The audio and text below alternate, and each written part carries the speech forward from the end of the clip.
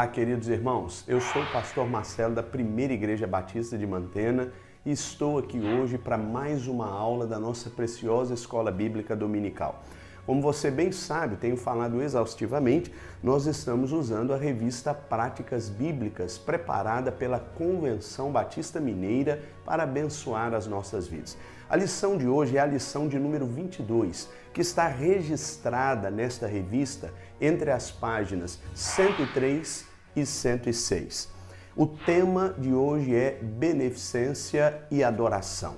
Nós vimos nas lições anteriores que a igreja de Jerusalém, a igreja primitiva, estava crescendo, ainda que tivesse que ser obrigada a se espalhar pela região forçadamente. Mas a Bíblia diz que esta igreja tinha algumas preocupações como prioridade de sua história. Uma delas foi a evangelização, como vimos na lição passada.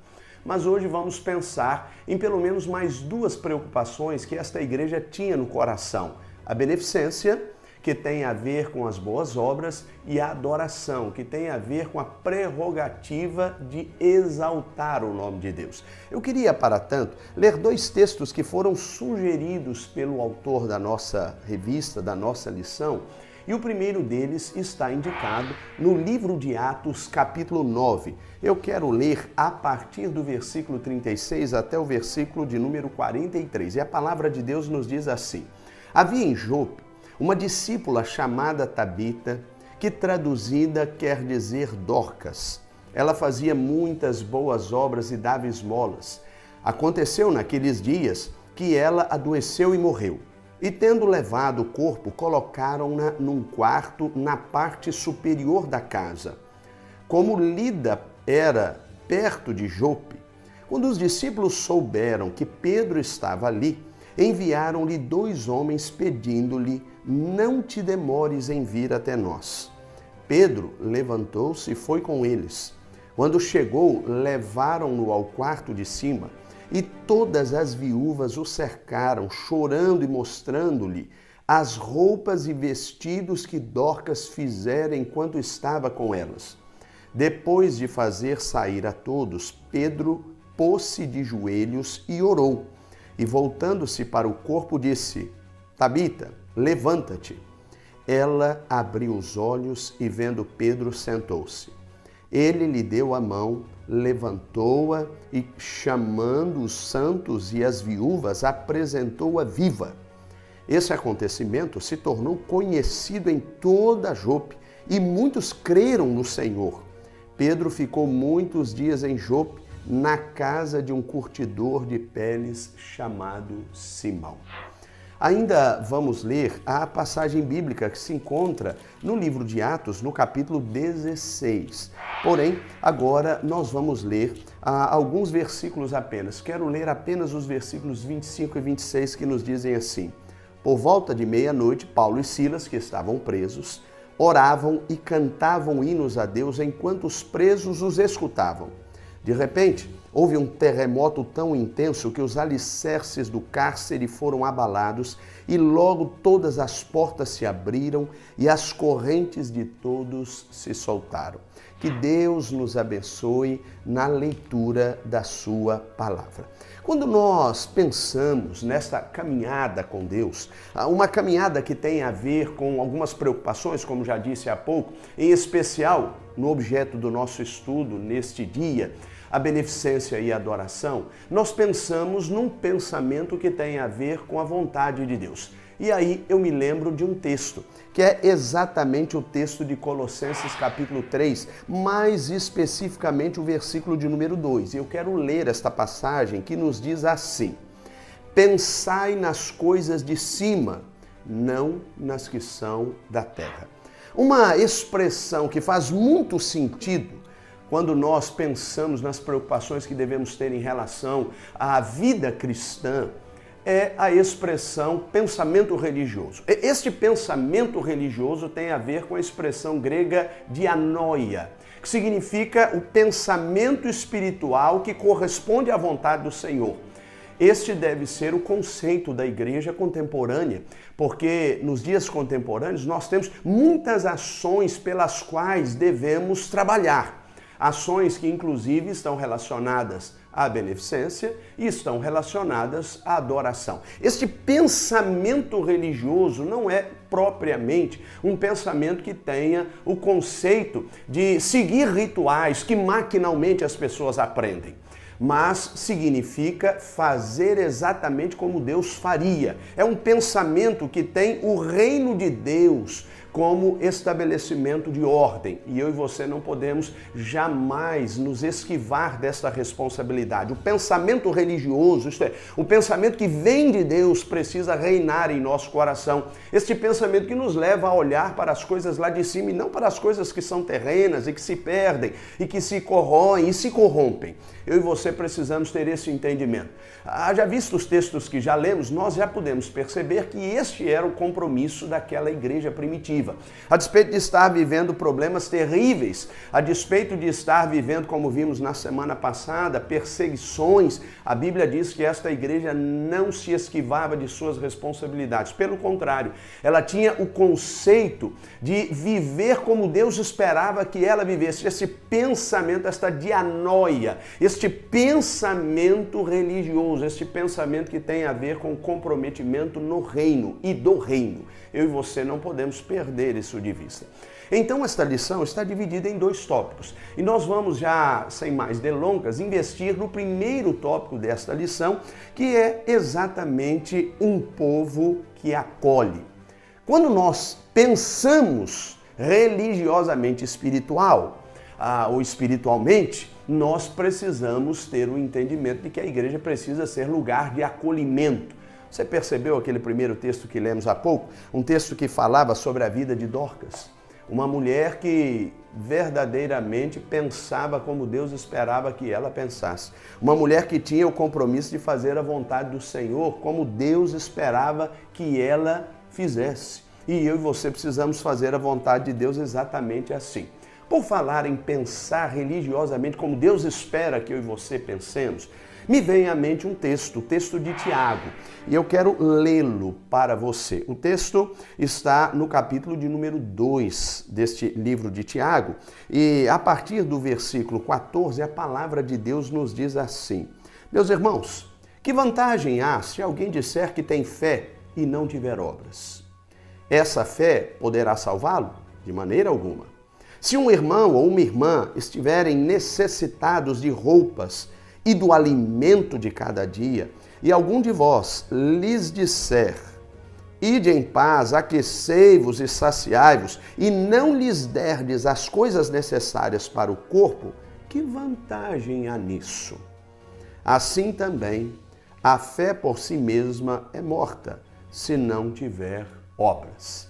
Evidentemente, em nenhum momento, Tiago está chamando a nossa atenção para a responsabilidade de trabalhar com a ideia de obras como sendo prerrogativa para a salvação. Evidentemente que não, porque Tiago não contrapõe o apóstolo Paulo, que aos Efésios, no capítulo 2, versículos 8 e 9, afirma: porque pela graça sois salvos mediante a fé, e isto não vem de vós, é um dom de Deus. Não vem de obras para que ninguém se glorie.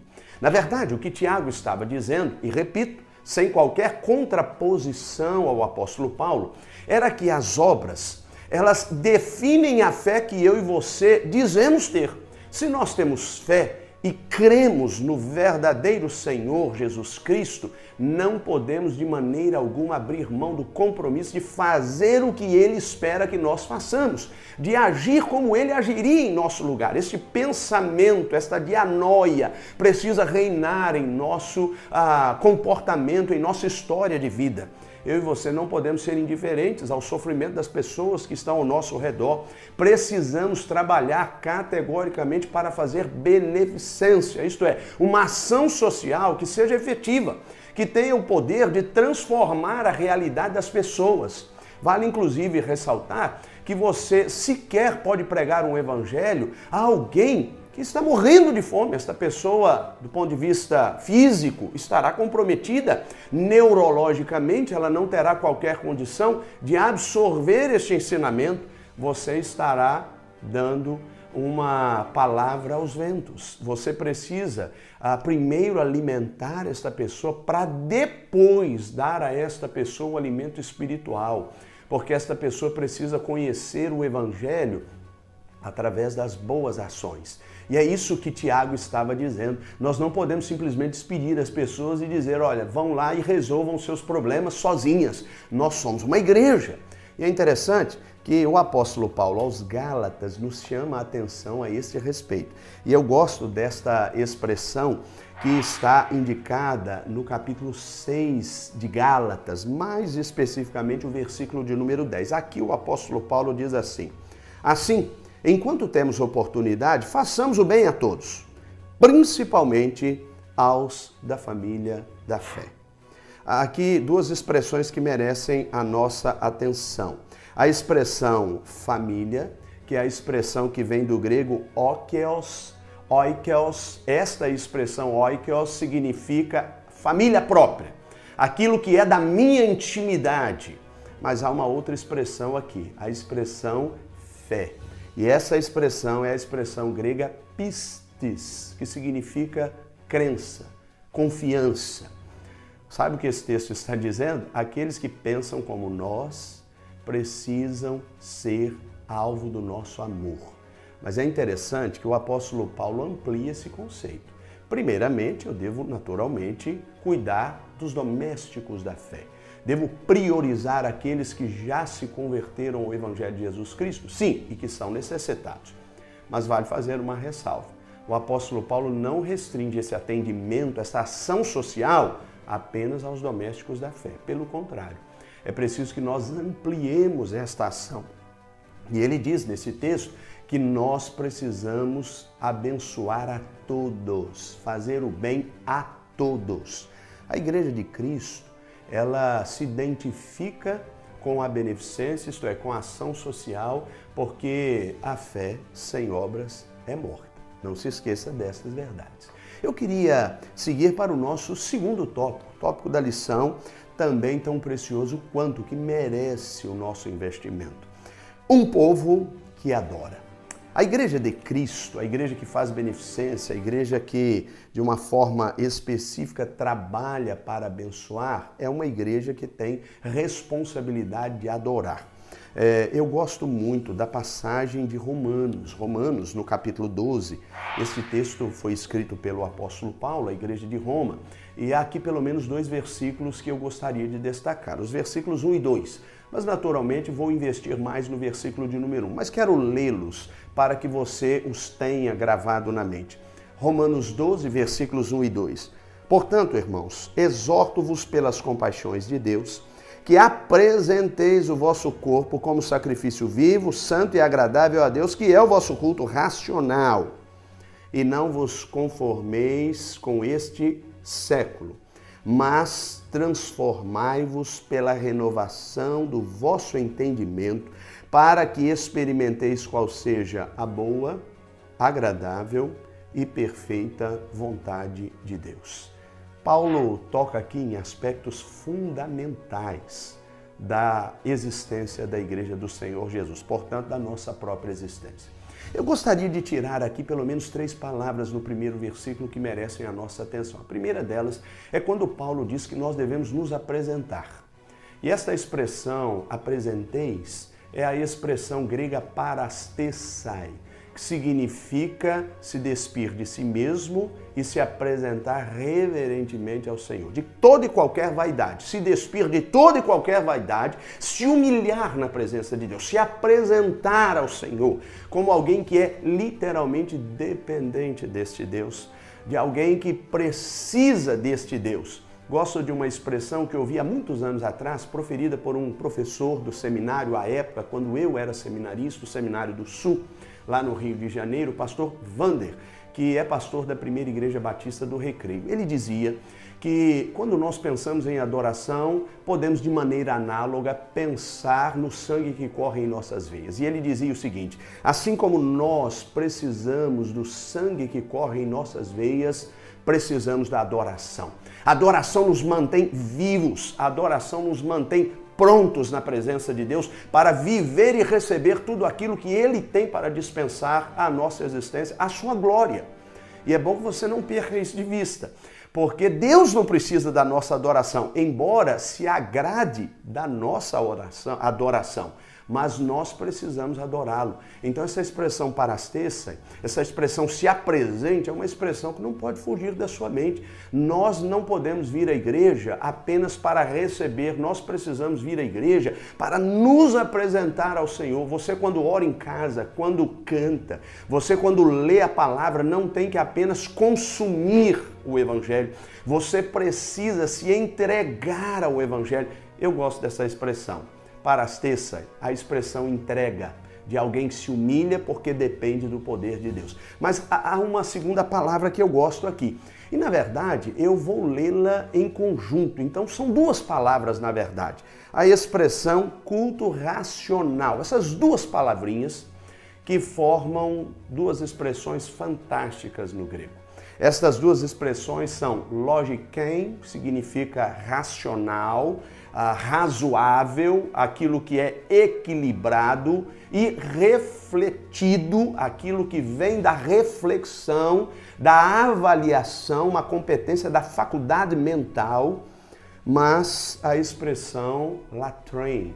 Essa expressão latrein, em grego, significa serviço, significa entrega do trabalho do povo. Então você se apresenta ao Senhor e este momento no qual você se apresenta ao Deus vivo é um momento no qual você serve, trabalha a Deus. Aliás, a ideia aqui é muito semelhante à ideia do Salmo de número 100, que diz servir ao Senhor com alegria. E eu e você precisamos ter este compromisso e este componente registrado em nossa existência, especialmente a nossa existência cultica.